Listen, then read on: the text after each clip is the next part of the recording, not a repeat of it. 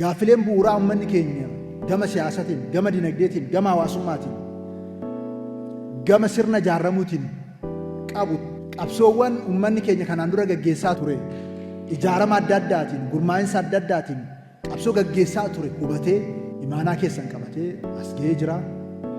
Imaanaa kana qabatee deebi'ee ganda ga'ee jira. Qonnaan bulaan keenya akka qotatu, akka hojjetu, inisheetivoota adda addaatiin, tarkaanfilee adda addaatiin akka deeggaramu, isaan immoo hojjetee jiruuf jireenya isaa akka jijjiiramu, gartummaan isaa qonnaan bulaadhaaf, horsiisee bulaadhaaf akka ta'e gochaa qabatamaadhaan qonnaan ammayyeessee kan agarsiisa. Gama turizimiitiin, gama indastiriitiin hooggansa cimaadhaan biyya qamadii kadhachuudhaan fi kadhaadhaan fi hiikoof fakkeenya hiyyummaa taatee turte sana keessatti immoo qamadii qotee nu qochisiisee yeroo darbe badhaasa addunyaa arganne qamadii oomishuudhaan uummanni keenya kana argate.